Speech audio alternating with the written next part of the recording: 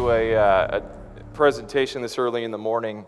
I'm not a morning person, so it's good to see a number of people out and about.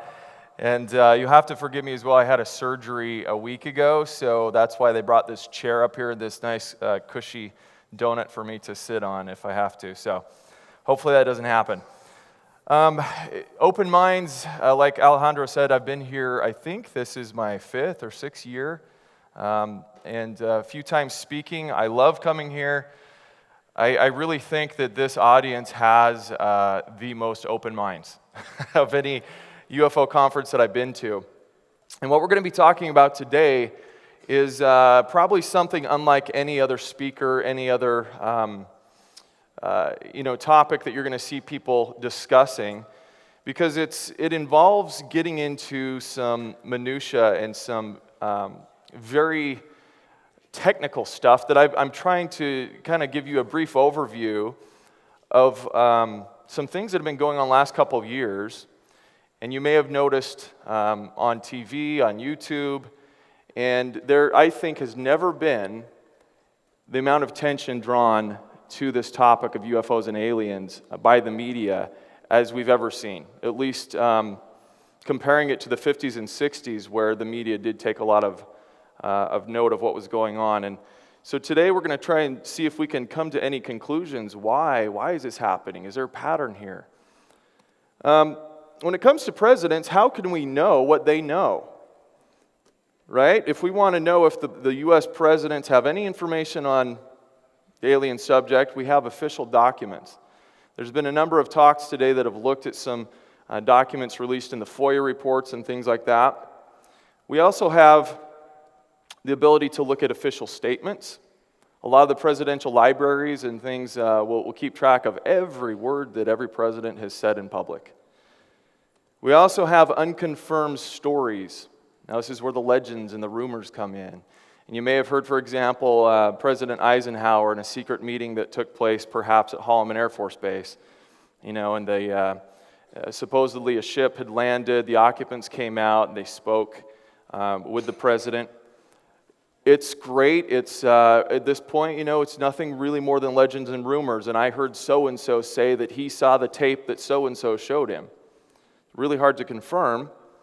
But we also have inferences that we can make from casual conversations and interviews. Okay, so that's what we're going to be looking at primarily today, because in the last couple of years, our presidents and presidential candidates have been a lot more outspoken going on talk shows. Okay, really informal things to share with the public some interesting information. So really quickly, my background, I do have a background in law enforcement. I spent several years investigating primarily child sex crimes and things that are not happy subjects at a party. But I gained a lot of experience interviewing both perpetrators and victims of really bad things. One thing that's in common, okay, when we do what's called a forensic interview, is that we try to separate the witnesses. Now, if you're a MUFON investigator and you go out and you've got a UFO witness, we would try to do the same thing because we don't want them to taint each other's stories. And the first thing we do is we obtain a narrative account. So I would sit down with you and I'd say, okay, tell me what happened. What'd you do when you woke up today? What'd you have for breakfast? And you would go and start telling me a story, and I'm not going to interrupt you, okay? Then we have follow-up questions. Typically, we'll do this with 2 interviewers. This is where you see the second interviewer is usually in another room watching the interview by closed-circuit TV. And his primary purpose, he or she, is to look for the things the first interview is missing. Because he's focused on the questions, the second interviewer is looking for things such as nonverbal communication. And what I mean by that is body language. Okay, so we're going to be looking at a lot of that today. Because most experts agree 70% or more of our communication is nonverbal. So if you're going to have an important conversation and you need to talk to your spouse, your boyfriend, girlfriend, or your boss, don't do it by text. Okay? So much is lost there. And you don't hear the tone, the voice of the person, which is 20% of it. only about 10% are the actual words that we use. But words still are important, as we'll see here in a minute. All right, so a talk show interview. It is different. This is not a forensic interview. It's far more relaxed. The primary purpose is to entertain. So I do need to make that disclaimer. These presidents, former presidents, they're on the talk show primarily because this is entertainment. And this is not a legal deposition. They're not in court. So the questions are generally presented also to the person beforehand. I don't have time to get into all this, but some people believe that every president is given every single question. Okay, that would make sense, but it's not necessarily true. We can't really confirm that. And there are no legal ramifications for lying to a talk show host. Okay? You're not going to go to jail for lying to Jimmy Kimmel, but you do need to remember they're making a public statement, and hopefully if they're honest people, they understand they're talking to the world, and this is not just entertainment. Every statement they make, can be backed up or verified at some point. So, can we catch liars? Well, there's not such a thing as a 100% accurate machine or method. All right? I wish there was. I wish there was one gesture, one thing that happened when your friends lied to you, right? And you're like, oh, he touched the back of his neck. That means he's lying. Or, your face turns bright red every time you lie. It would be great. Well, instead, we're looking for clusters, we call them, okay, which are a group of signs or gestures that lend to a probability that person is not being truthful. Okay, and not even so much that, we're looking for stress. Okay, it increases the anxiety, but I can't tell you necessarily if they're being deceptive. There's something they're doing that's causing them to have stress or anxiety, and that's what we're looking at. The person must know they are lying.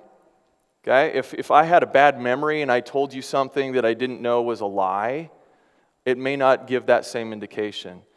And they must care about the lie. And that's why it's really hard to interview sociopaths.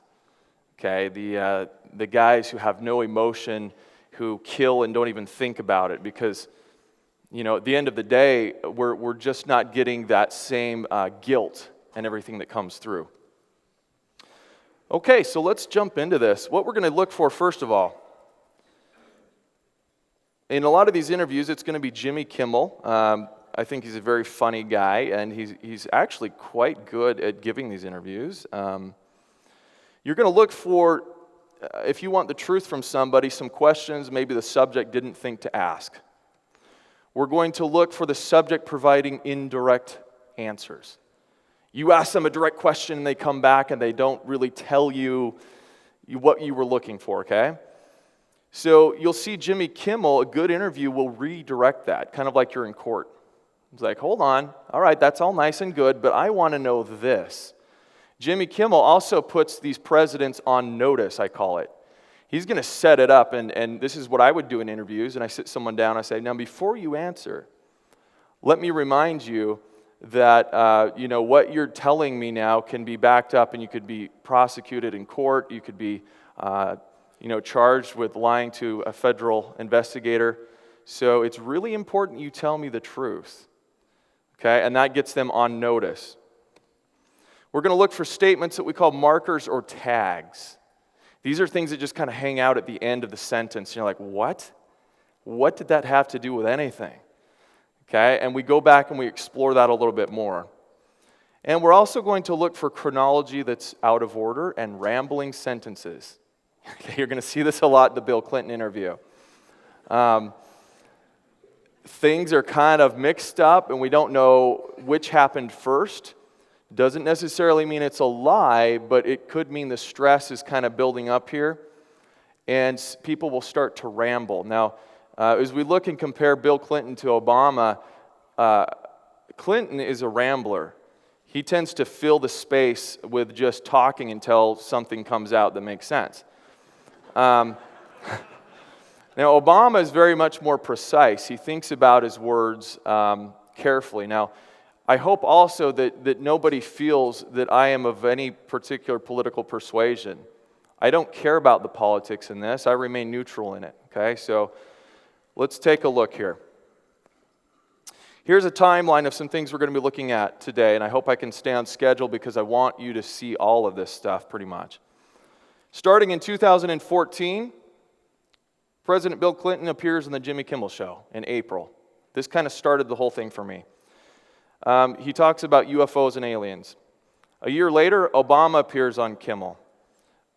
In November of that year, he makes a comment in GQ magazine.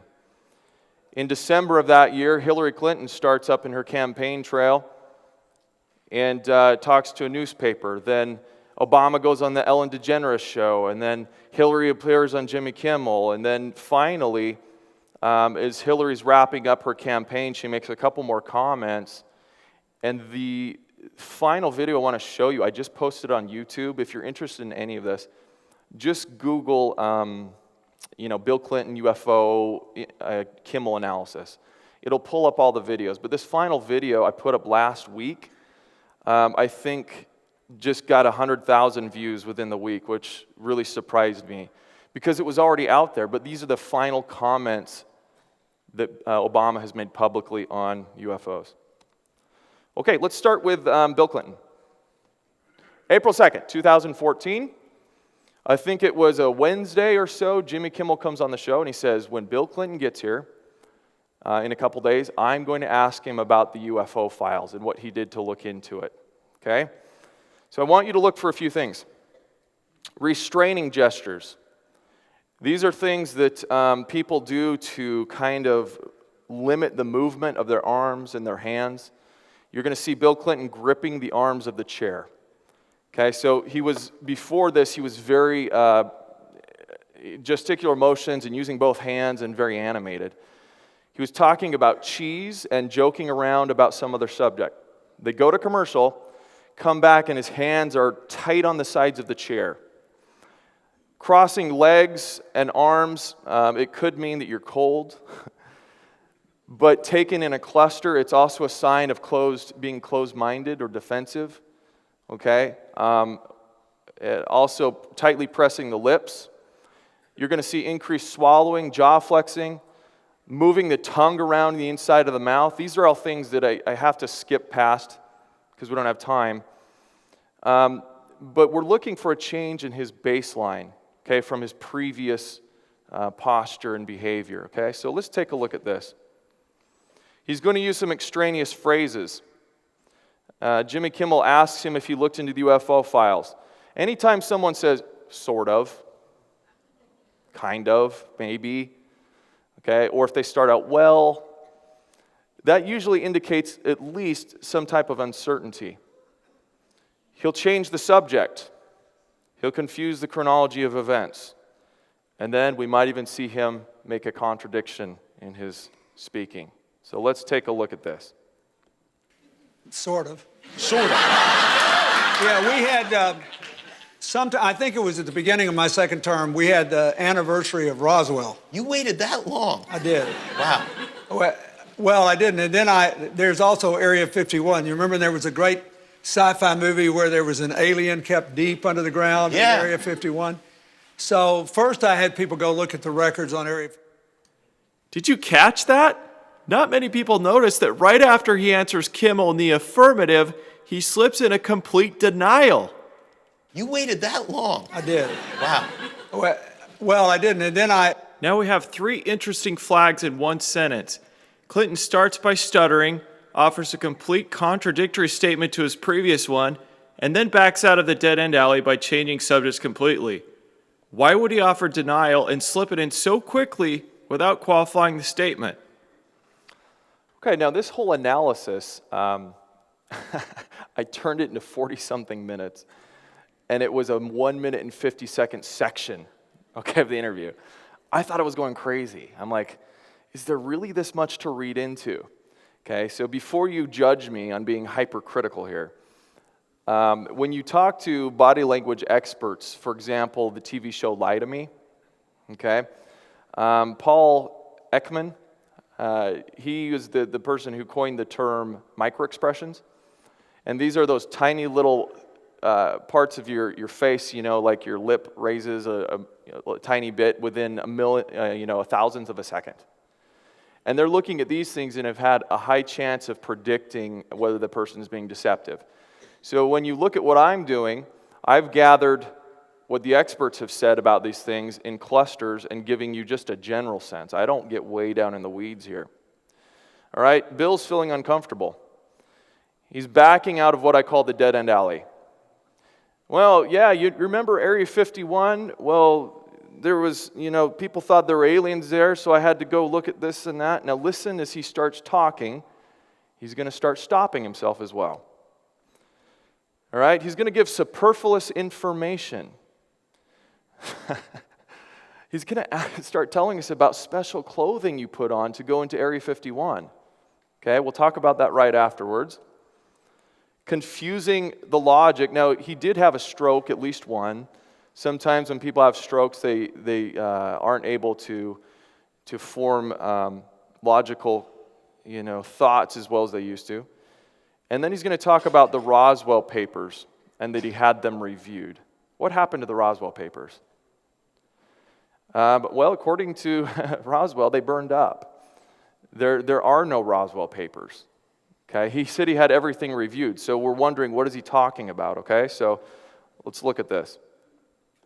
So first I had people go look at the records on Area 51 to make sure there was no alien down there. And people thought that because everybody who works there has to stop about an hour away and put on special clothing and then drive in and out. And that's because a lot of our stealth technology is made there. We know that now, but there are no aliens there. Okay, so I spoke to George Knapp, and most of you know he's kind of primarily responsible for breaking the Area 51 story, that we even knew that it existed. And he's spoken to dozens of people who've worked at Area 51. Not one person he talked about special clothing. Okay, so is he confused? Did he make this up on the spot?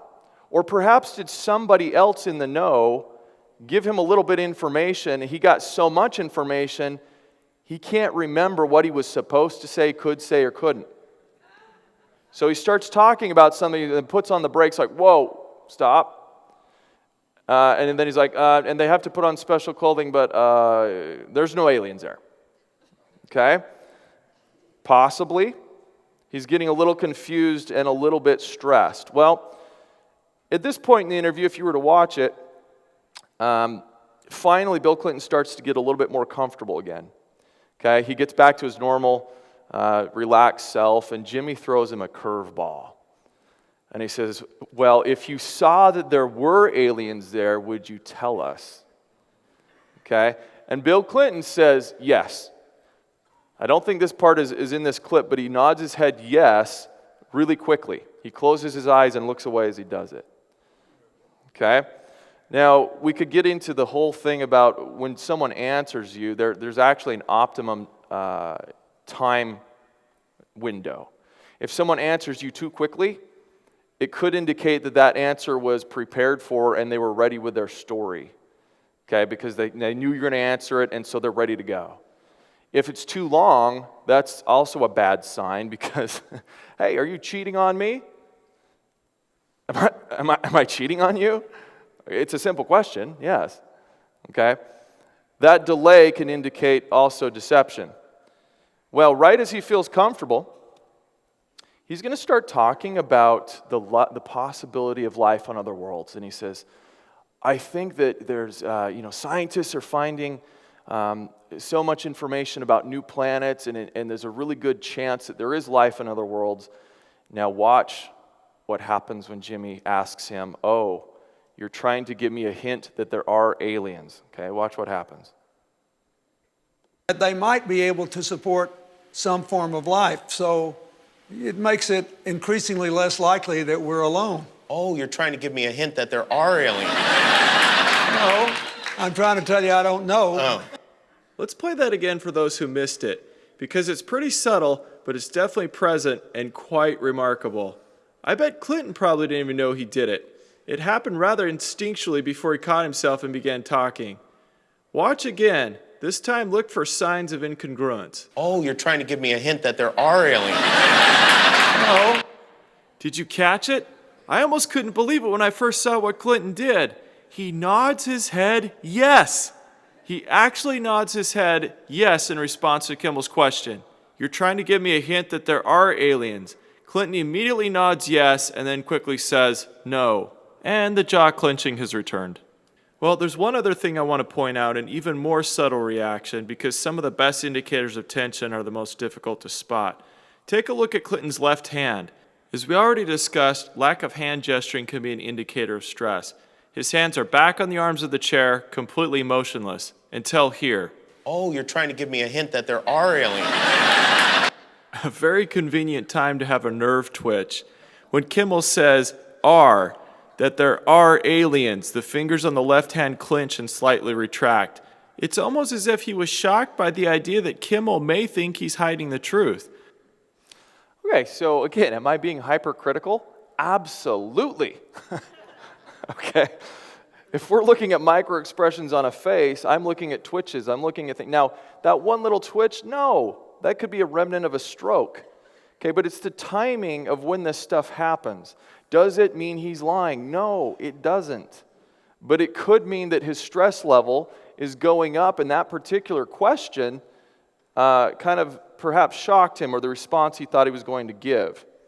So my conclusion with Bill Clinton, there was, I believe, significant apprehension in some parts of the interview.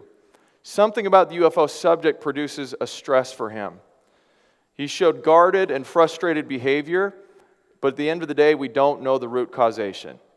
Okay, we don't know why he doesn't really like this subject. But what happened is this got picked up by a few different media, major media outlets we'll talk about.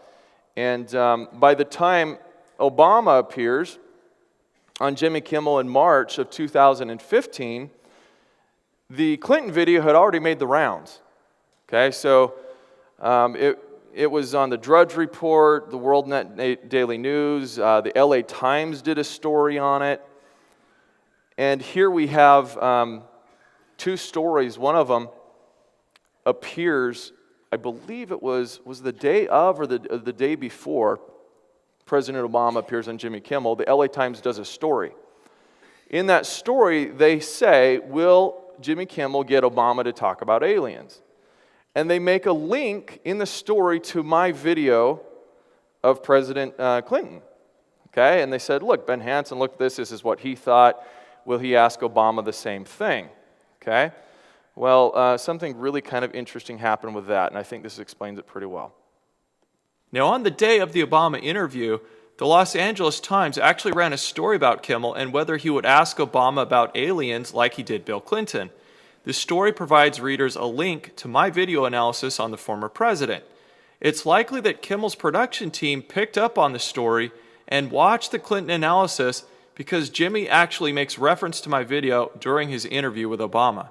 Now, you know, there are a lot of people that are going to examine your facial expressions here, every twitch, everything, and say, and of course, so did you look? Did you see? Did you? Yes, Jimmy, you're right. I am going to examine the facial expressions and every twitch. Now imagine this. This is the one time I rarely talk about my work and kind of give me a little, opportunity to brag here, okay? There was nobody else doing this. No one else was doing these types of analysis. He's talking about my video. So I didn't even know this interview took place because the 405 in LA was closed. I knew the president was in town. I didn't think that he was going to ask him about aliens, so I went to sleep. Okay? The next morning, I've got tons of emails flooding my box, and people are like, are you going to do an analysis on Obama and what he said? I'm like, what are you talking about? So when I go watch this online, and I see Jimmy Kimmel referring my video to the president, and the president's like, I know there's going to be some guy in his basement analyzing my gestures. I had to think long and hard, should I do this analysis? Okay, what are the repercussions of analyzing the sitting president? Okay, am I going to get a knock on the door? Should I do this? And I decided after, thinking about it a long time, if I don't do it, who will? Okay? So here we have Jimmy Kimmel putting Obama on notice. Okay, and he referenced the video. So I think, not sure if this is what we just saw. Let's see. The Los Angeles Times Yep, we did. We just saw that one. Okay, so how does his interview differ from Obama's? I'm sorry, from Bill Clinton's? Well, like I said, Obama appears to be more relaxed. Okay, his posture is going to be, not so tense. He tends to choose his words more precisely than Bill. And what's interesting is both Obama and Bill often listen with their mouths open. Okay, I watched video after video. I'm like, well, this is weird. I mean, does this mean anything? Okay. Well, it turns out there's a couple reasons why people can listen with their mouth open. 80% of what we call mouth breathing is related to nasal obstructions. Okay, so it's like what you think. It's not because they're unintelligent or they're just sitting there like, shocked by what they heard, but it's usually because they need more air. Okay, so I was going to dismiss this until I found a part of the video that this 50-second section, okay, where he talks about aliens, where we can actually get a breathing rate. Okay, now this to me opened a whole new world because I think you'll find this kind of fascinating. Now, a normal person's rate of breathing is 12 to 16 breaths per minute. More than 20 breaths is considered something called tachypnea, and it's a medical condition, okay, not good. More than 24 breaths per minute is treated as a serious condition, okay? Now, people could have an elevated breathing rate for several things. Stress, pain, anger, panic attacks. Now, I don't necessarily think he's having a panic attack here, okay? And remember that Obama was a very heavy smoker, and he was trying to quit or did, quit during his term. So keeping that in mind, he's maybe perhaps a little more predisposed to elevated breathing, but maybe not to the degree you're going to see here. We lose some resolution as we zoom in, but if you can look somewhere near the lapel and tie mic, you can quite easily see the chest rising and falling. Pay attention to the shallowness of the breathing as well. My hand would it'd still be hot from touching the Bible, and I would immediately race to wherever they have the files about Area 51 and the UFOs, and I go through everything to find out what happened. Right. Did you do that? If you do the math at 10 breaths in 14 seconds, that works out to be an average of 42 breaths per minute. 42 breaths per minute. Certainly this can't be the case. People would end up hyperventilating if they stayed at that rate for more than a few minutes. Wouldn't we have noticed his voice giving out as if he was running out of air? Yet he sounds normal. Well, that's the point when it comes to some forms of stress breathing. The body doesn't need the oxygen yet. It only thinks that it does because it's engaging in a physiological preparation for a fight or flight response.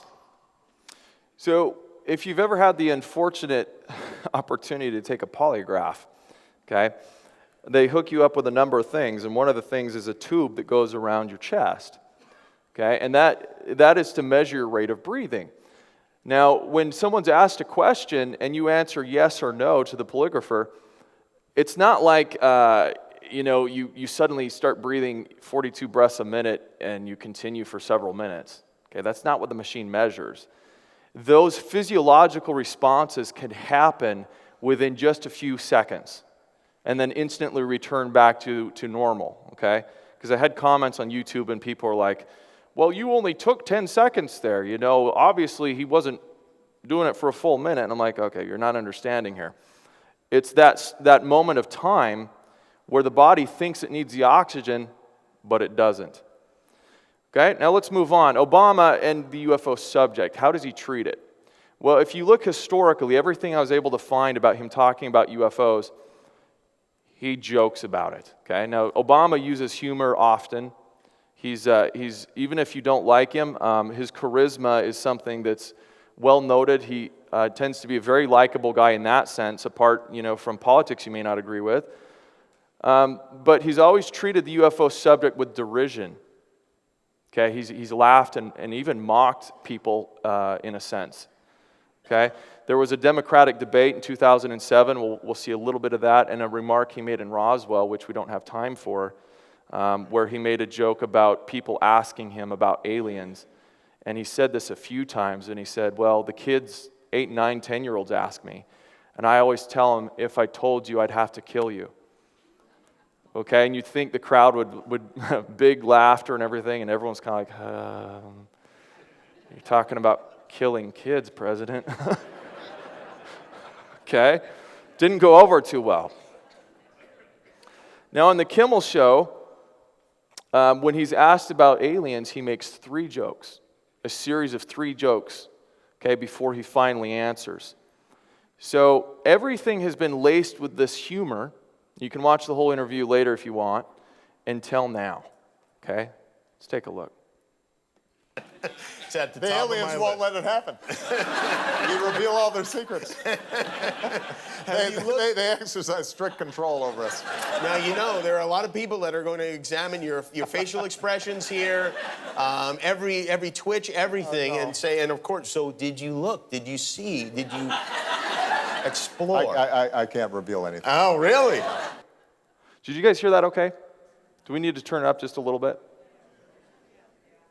Okay, let me just play that last little part.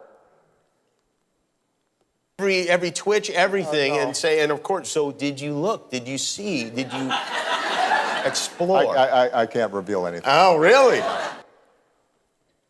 I can't reveal anything. No president, and I've checked, to my knowledge, has ever said this about the subject. I can't reveal anything. Okay, now, there are many people disagree with me here. A lot of people think he's still joking, okay, in this part of the interview.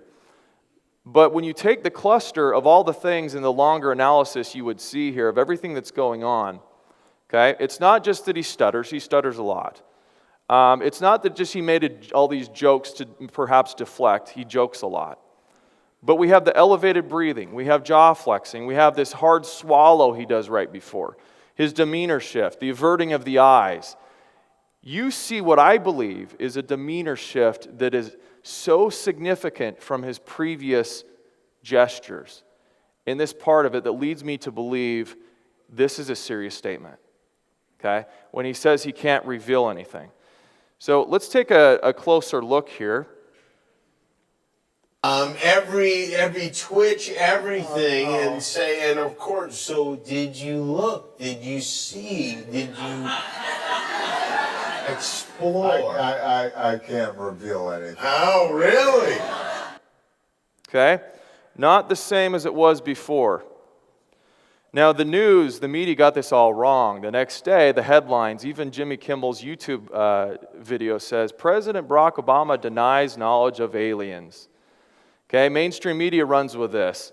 Was there a denial here?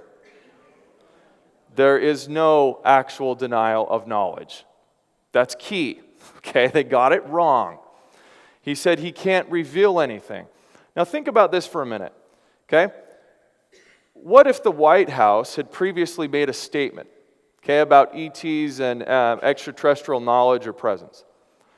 What if the administration had come out and said officially, we don't have any evidence to support that we have made an extraterrestrial contact, and there's no evidence to support that the government is involved in a cover-up on the subject. Okay? So your administration makes that official declaration. Would it make sense then for the president to go on national TV and say something like, I can't reveal anything? It wouldn't. Why wouldn't you just say, well, look, refer back to what we did, a couple years ago, and look, we looked into it, and there's nothing there. Well, that's exactly what happened. Okay? If you follow the Disclosure Project and what Steve Bassett was doing, in 2011, they filed an online petition with the White House. They got enough signatures, and apparently if you get enough signatures for anything, the White House has to respond. So they actually upped the number of signatures required after that. But they officially said in that declaration, the science advisor made the official statement. We have no evidence to support that we've been contacted or that there's a cover-up, okay? And then he comes out and says this.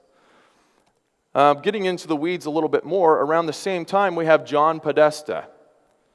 Now, a lot has been spoken about him today. He was the chief of staff for President Bill Clinton during his presidency. He came in as a special advisor to Bill Clinton for a year. Now, if you Google what was he an advisor for, it's kind of difficult to find. I think there's one reference to something he was helping with. Okay, otherwise, no one knows what he was doing there. Okay, he goes in, he's an advisor. Now, if you know John Podesta, what's his pet project? UFOs. He wants disclosure. This is not a joke to him. He's a big X-Files fan. The Clintons threw him an X-Files party for his birthday.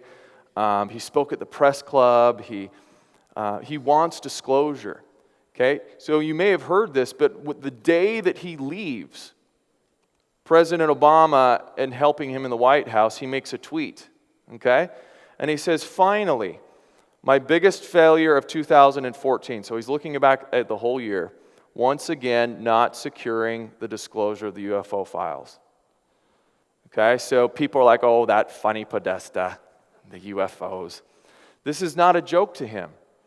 Now, what does he do after helping President Obama? He gets asked to be the chairperson and run the Hillary Clinton campaign. Now, if you're Hillary Clinton and you got a guy who's nuts and he believes in UFOs, that's kind of a risk you take with your campaign, isn't it? Unless you think there's something to it.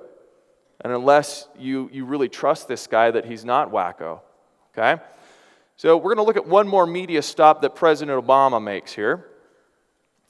He's going to appear on the Ellen DeGeneres show. Now this is a pretty cool interview. Ellen has a 6-year-old little friend named Macy Hensley. Now, Macy is kind of a presidential expert, okay? She knows all these facts about presidents. And she's had her on several times, and on February 11th of 2016, they invite Macy to come on the show, and they surprise her. I mean, obviously it was scripted, as you will see here.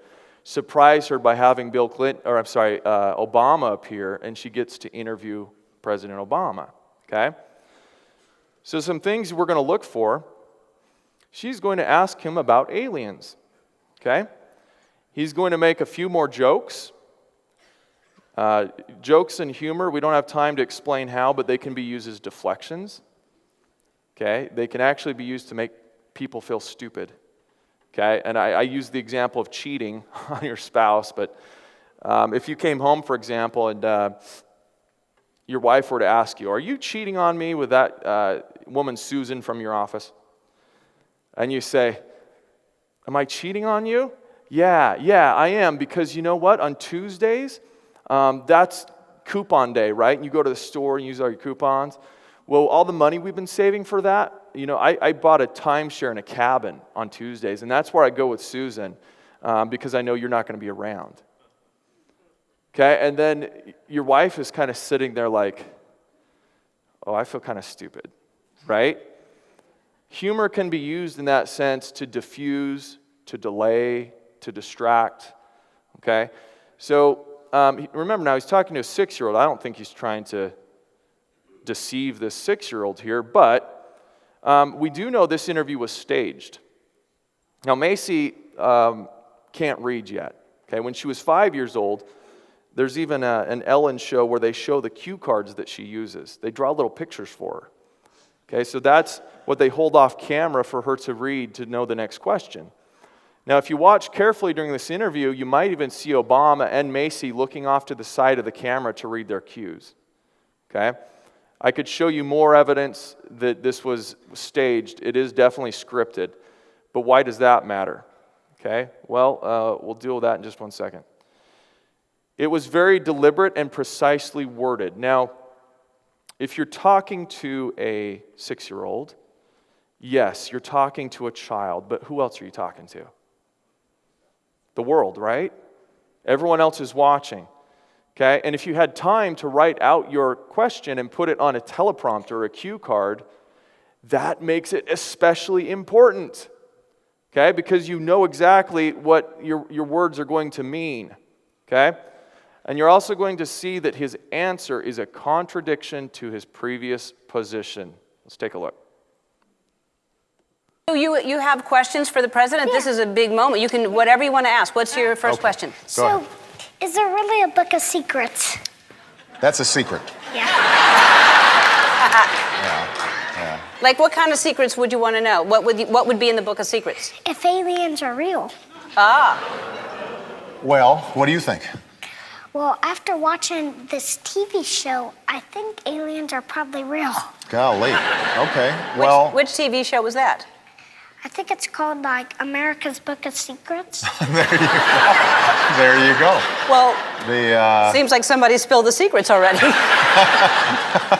thought that was classified. That's the book of secrets, and yet there's a TV show. Yeah. Well, the truth is, Macy, we haven't actually made direct contact with aliens yet. But when we do, I'll let you know. Yeah, Okay. yeah. What else? Whoa. Let me just replay this part. Look at Macy's face. I love this part. I know we don't have time for this, but I love her face when he answers. See, we haven't actually made direct contact with aliens yet. But when we do, I'll let you know. Yeah, Okay. yeah. What else? She kind of looks to the side like, really? Listen to this guy, okay? All right, so why is this contradictory? Well, he jokes before he became president about UFOs. He jokes when he goes to Roswell and says, I'll have to kill you if I tell you. Then the White House comes out and says there's no evidence, okay, no official evidence that we have that they exist. Then Podesta says he couldn't get the files released. Then he comes on Kimmel and says, I can't reveal anything. And now in 2016, he tells a 6-year-old, we haven't made direct contact yet. Okay? Well, isn't that a disclosure? If he just said, I can't reveal anything, has something changed between those two interviews and now he's able to tell a 6-year-old? Well, was he in a position to know? Okay? Well, let's look at his comment that he made in the debate, the Democratic debate in 2007, I believe. So this is before he is president, and then look what he just said now. Okay? Is he in a position to know? The 3 astronauts of Apollo 11 who went to the moon back in 1969 all said that they believe there is life beyond Earth. Do you agree? You know, I don't know, and I don't presume to know. What I know is there's life here on Earth. The truth is, Macy, we haven't actually made direct contact with aliens yet. But when we do, I'll let you know. Yeah. I don't know and I don't presume to know. Fast forward to now he's president. The truth is, Macy, we haven't actually made direct contact with aliens yet. Now, the problem with this statement is it has so many operative words in here, we can't really know the meaning of what he's actually saying. Okay? Anytime somebody starts out and says the truth is, okay, that is a red flag for me. People use that term a lot, but what it literally is saying is what I'm about to tell you is the truth. Everything I said before this may not be the truth, right? When someone says, well, to be honest, yes, I'd like you to be honest. What, you weren't before? Okay? We. Who's we? Who's he talking about? Is he saying the White House? The American people? Is he saying Michelle and I haven't made contact? Haven't made direct contact. What does direct mean? It's like, well, they didn't call me on my cell phone. We received a message from SETI, but they didn't come on the White House lawn. Okay? What does that mean to him? And of course, we have that word yet. Okay, what does yet mean? Is that hopeful that something will happen soon? Words do mean something. Okay? So, regardless of what we believe he knows or doesn't, Obama is asserting he is in a position to know. You can see why that's important. Because what he's saying when he tells this little 6-year-old, we haven't made direct contact yet. How do you know, President Obama? Do you presume to know everything that every abductee knows? Do you presume to know everything that every country knows? You're presuming that if there were aliens, they're going to come to you. That they're going to come to the President of the United States and the President will know. So he is asserting he is in a position to know. Okay? So, conclusions on Obama before we move on to Hillary here. I came up with 3 possible conclusions. He's either playing up on the drama and finds it amusing. And I think this is kind of where Alejandro sits on the subject. We've talked about it. But he really has no knowledge. Okay, that maybe he's still just joking. Number 2, he has at least some significant knowledge, and he uses selective wording so he can remain technically truthful. Okay? Or number 3, he does have knowledge, but he's been instructed to keep quiet. Okay? And now he is being untruthful to us in his statements. All right? One of the other problems is every time he's asked about it, it typically involves UFOs, and then Area 51 gets mixed in there, and you're like, well, is he trying to protect the special projects going on at Area 51 he can't talk about, or, it makes it kind of difficult. Meanwhile, Hillary Clinton and UFOs are all over the news. Okay, so John Podesta becomes the chairperson of her campaign, and he goes on this tweeting kind of spree. She gets interviewed by an actress, Lena Dunham, and Podesta says, "Great interview, Lena." But Lena, ask her about aliens next time. And the media laughs, "Oh, that Podesta. He wants her to talk about aliens." He does. Okay, so he tries to get the media to ask Hillary Clinton about the subject. So the next time she goes through New Hampshire, she stops at the Conway Daily Sun. Reporter Damon Steer, in December of 2015, gets to ask the question to her that he likes to ask all the candidates. And he asks them about their position on UFOs. And what does she say? Well, she promises to release information on UFOs in Area 51 and claims we may have been visited already. She pledges to get to the bottom of Area 51. Okay? More interesting things start to happen. Now, I'm not a proponent for necessarily all of these security leaks and things. I don't want my emails read, but heck, if people are going to put stuff on WikiLeaks and it's available for everybody, like a few researchers have done, we've gone through these emails. Now, thanks to researchers like Grant Cameron, the Podesta emails were leaked. The Hillary campaign emails came out, and he did a very thorough search and came up with some emails that shed some light on this for us. One of those happened in November of 2015.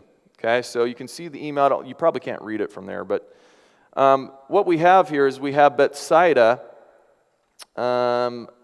Alcantara, I believe is her name, and she's emailing one of the other staff members here, and she says to her, "Hey, I spoke to the Bill Clinton, the Jimmy Kimmel production company, and tomorrow they're going to ask Hillary Clinton about UFOs, okay, and Area 51." And so the staff starts to get together and they say, "Let's make a fun response to this. Okay, let's make a good skit," is what they call it. And actually, this email contains a link. They try to give some backstory because if you can imagine, the Hillary Clinton campaign, they know Podesta's fascination with UFOs, but they didn't even know that Bill Clinton had spoken so much about it. So between them, they send a link to an article of Alejandro's from Open Minds. And when I pointed this out to Alejandro, I was like, "That's pretty cool, you're on WikiLeaks." He's like, "What?" Okay. So he gets on there and sees that his article on Bill Clinton's interview is in WikiLeaks. Okay. Well, then what happens is they go back and forth, and Sarah Latham and Betsaida Sarah emails her back and she says, I'm surprised, or she acts surprised that Jimmy is, quote, going down the alien road. Okay, now this is kind of backwards from what we thought happened. We thought that this was all Podesta's doing and that he was pushing this and said, hey, ask Hillary about UFOs, but it's actually Jimmy Kimmel wanting to talk about it, okay? And they refer to it as a skit. Well, what happens on that date is that Jimmy doesn't actually ask her the UFO question, because we see another email here between staff members when Podesta asked what happened and how did it go. And in that email, they say Hillary was disappointed Kimmel didn't ask the UFO question, and she had practiced one section for 5 minutes. Okay, there's one part of this where she talks about UAPs and UFOs and the terminology. She practiced that for 5 minutes, and she's disappointed because she didn't get to say it. Okay, it wasn't actually until March of 2016 when Jimmy asks her the UFO question. Okay, so how about we take a look at that? When we had your husband, President Clinton, on the show, he said, I asked him about UFOs in Area 51, and if he looked in, because if I was president, that's the first thing I do. I go right into those files and see what was going on. Right. And he said that he did do that. Yes. And that he didn't find anything. Well, I'm gonna do it again. Yeah, why not? Right? And you know, there's a new name. It's unexplained aerial phenomenon. Unexplained aerial phenomenon, really? Yep, UAP. That's the latest nomenclature. I like the old one. I like UFO. I don't know why. Well, I think we can use them interchangeably, but I would like us to go into those files and hopefully make as much of that public as possible. If there's nothing there, let's tell people there's nothing there. What if there is something there? Well, if there is something there, unless it's a threat to national security, I think we ought to share it with the public. Well, what if everybody's all hopped up on medical marijuana and everybody gets paranoid? I would love it. That's why I want more research. If you share it with me, I'll decide what is the best course of action. I really have my ear to the ground. Well, I'm more than happy to do that. All right. Let's pull out a very key sentence that she said here. Well, I'm going to do it again. Okay? So let's look back in history and kind of look at everything that has happened. Okay? Bill Clinton, as we saw, he already has spoken many times and said he had all the Roswell files reviewed. Okay? Now, there's another interview he gave in Hong Kong before it was a commercial marketing convention where he said that if he is being lied to, he wouldn't be surprised because it's not the first time that underlings have lied to a president. Okay? So he said he had things reviewed, couldn't find it. John Podesta said he was unable to get anything in the Freedom of Information Act requests. So now, Hillary Clinton, who could have been our next president, how do you think that feels? What does that imply if she wants to look again? Right? How does that feel when you're possibly going to be the next president? What it tells me is by default, she's acknowledging the real possibility there are people more powerful than the president. There is somebody else pulling the strings. Okay, probably, as she was growing up, whenever she got the idea maybe that she would want to be president, you kind of think, well, when I get in there, I'll be in charge of the whole country and I'll know everything and all the secrets and all that. And then to get there, to be there with your husband, and then to go back to the White House and think when I'm in the White House, there are going to be people still keeping secrets from me? I'm just being controlled by the puppet master? Doesn't feel so good, I guess, to be president. Well, what is her interest? She makes this distinction between UAPs and UFOs. Now remember, this suggestion was actually given by Kimmel for her to say that she doesn't even like the term UFO anymore. That was Kimmel's suggestion. Nevertheless, I do think Hillary believes in this, and I agree with her. As we sit here in our conference, now she says it's the new nomenclature. It's not new. There's nothing new about it. It's been used ever since, I believe, at least the 80s. Leslie Kean used it in her book a lot, which had the foreword provided by none other than John Podesta. But the actual acronym is not unexplained. It's unidentified, aerial phenomena, but no big deal. She's trying to change the conversation here. The stigma attached to UFO is heavy laden with negativity and wackos and crazies, right? That's what people think. So by using UAP, what she's doing, now please don't kill the messenger here, okay? I'm not making a political statement. This is a fact, okay? When people talked about climate, global warming, and now the term is climate change, it's because climate or global warming didn't fit everything that we were seeing or that scientists are saying they're seeing, okay? So they changed the term. This is social engineering. This is how it works, okay? So by using UAP, hopefully it becomes more acceptable to people.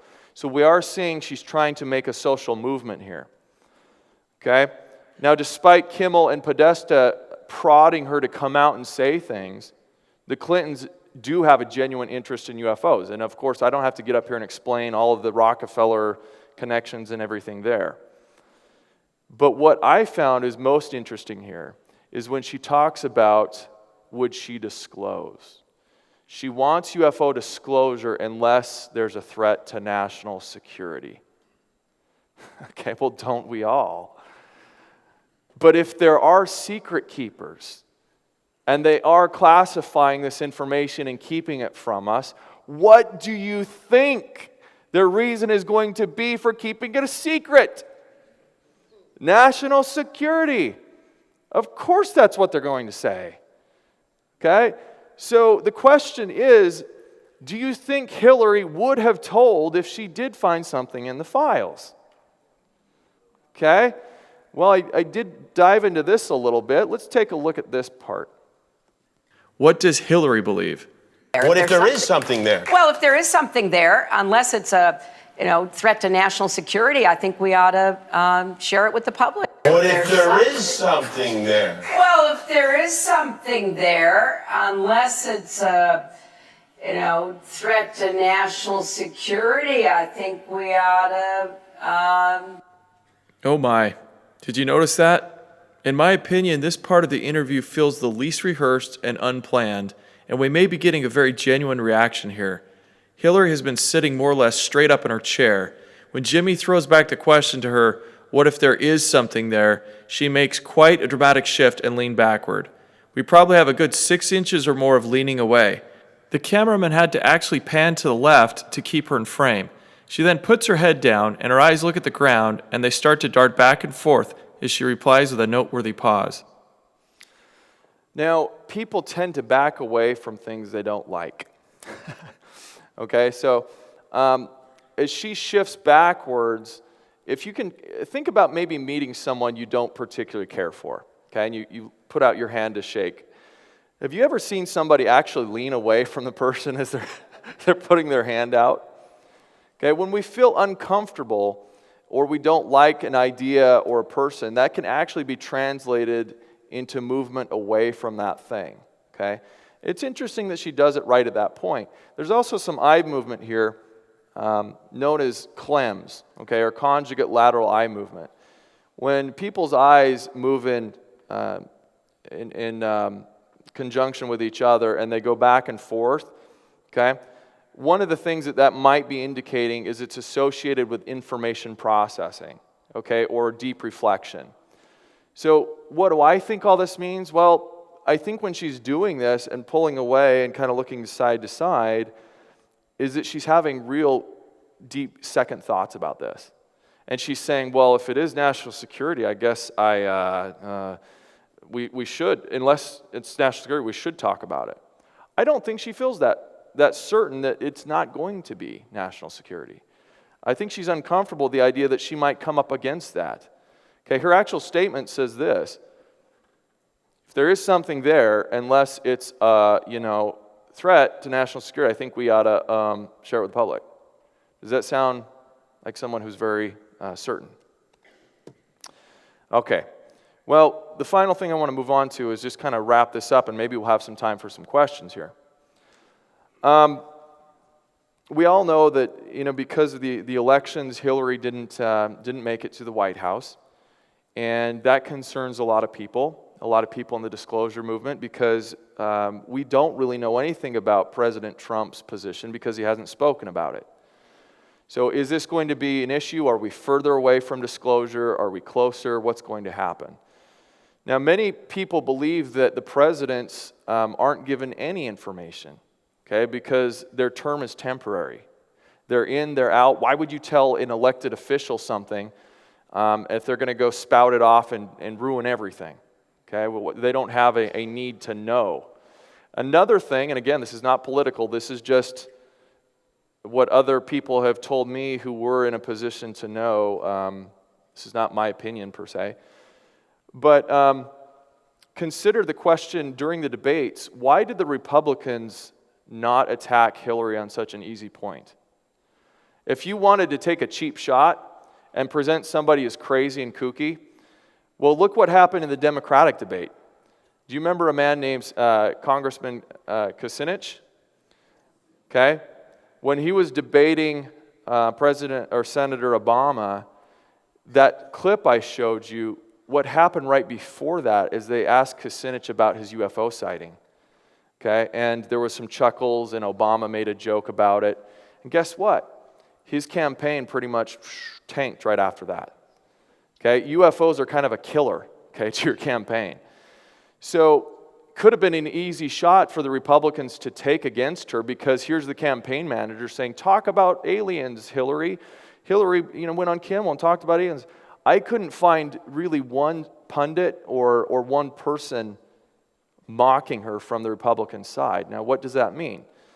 Now, some people are saying, well, it's because the Republicans know, and I don't know that. I don't know that they give any more information to one party over another. There are some people who believe that because Republicans are more war-oriented and defense-minded, that Republican presidents have had more inside knowledge. Okay, that's not my opinion, that's what others say. But now we look at where we're at now. Let's suppose a president wanted to disclose, but the powers that be didn't want him or her. How do you think they would go about stopping them? Kill him? Character assassination? Okay, well, would they withhold the information from him? Okay, we look at President Carter.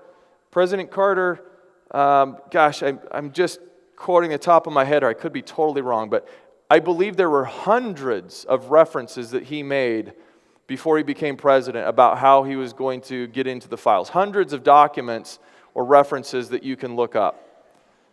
And there were only probably, you could count on one or two hands, the number of references after he became president.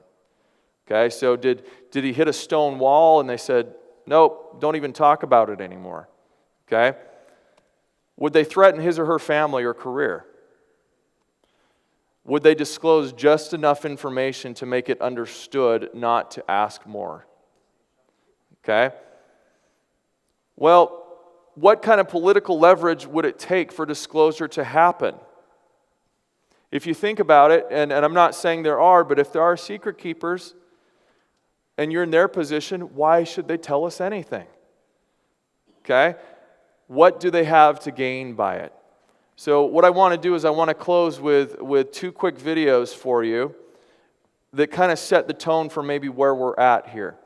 If you think of all the major political movements that have happened in the past couple of years, okay, and I'm not asking you to agree or disagree with these movements and the laws and the judgments that the Supreme Courts have made.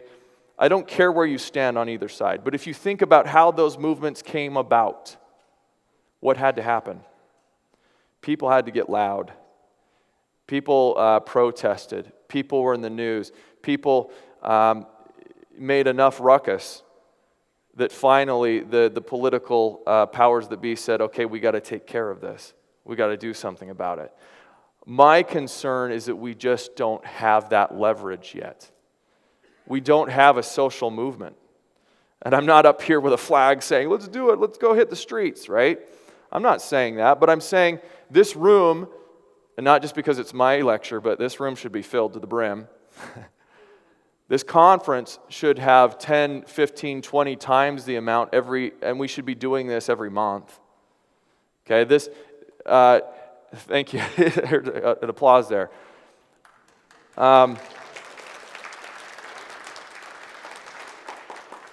There should be so much interest in this subject that people demand the truth.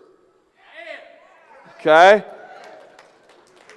There should be so much political pressure that if our politicians do know something, they have no choice but to finally come out and tell us. Okay? So let me show you what's happening, give you a little bit of hope. I don't want to smash all your dreams here. Right before this happened last year, okay, right during the whole Hillary Clinton, the campaign, all the questions, all the media is starting to take notice, okay? This, in 1 week, 1 week's time, in the White House press briefing room, in 1 week's time, you have 2 reporters asking the press secretary, Josh Earnest, the UFO question. Now, they're giggling. They're all kind of giggling, but it got asked, and the people are starting to get serious. Take a look at this. There's this increased interest in Roswell. You're doing the dance at the podium about it. Is there a such thing? Are you, look at you, you're drinking, so you're trying to think. Yeah. Is there such thing? I mean, are you keeping quiet because of security concerns? I mean, are we to think that there might be life beyond here? I mean, seriously, I mean, I'll just say, April, there are some questions that even the White House press secretary doesn't have answers to. This is one of them. You're not going to get off easy like that. Okay. Well, you keep trying. Okay. Thanks, Josh. Oh, you're not going to get off easy like that, she says. And he says, you can keep trying. Okay? It might take several major public encounters before action is demanded. I think, honestly, I was talking to David Marler, who spoke yesterday, and we were talking about major incidents like the Phoenix Lights that you guys had here, and we're kind of overdue for another major event. I think we might start seeing something, but it's been a while. It's been a while, and it might actually take more of those events, whoever they are. It might take more of that over major cities before people start demanding that something happen, because just like watching news on the war, okay, that's overseas, if it's not on your doorstep, it doesn't affect your day-to-day life. And if it's not affecting your life, you don't demand that something change. And that's what I'm afraid of, is that most people are externally motivated to do something, okay? So let me show you this final video that was a little gem I found. I put this up on my channel just last week. This one has now got over 100,000 views in just a week. This is probably Obama's final comments about UFOs while he was in office, okay?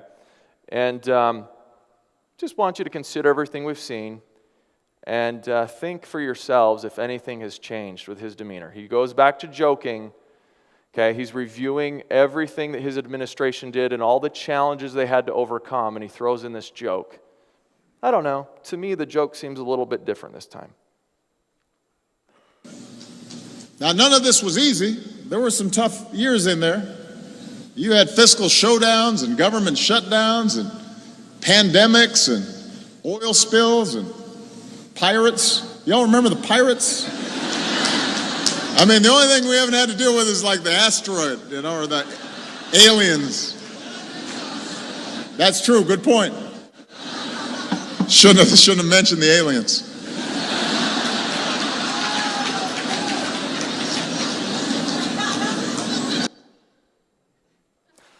Now, the man in the audience yells to him when he says the asteroid or the aliens, a man yells, "Don't jinx us." And he knocks on the podium and he says, "That's right, shouldn't have mentioned the aliens."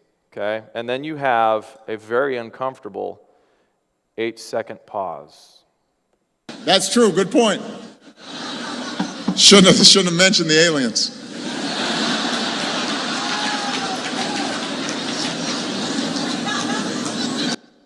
I don't know. He's got a teleprompter. He's got his next line. He's waiting for the laughing to die down. But my opinion is I think whatever he's been told or hasn't been told, he takes it a little bit more seriously this time. I don't think we have any time for questions. I just want to say thank you for having me here.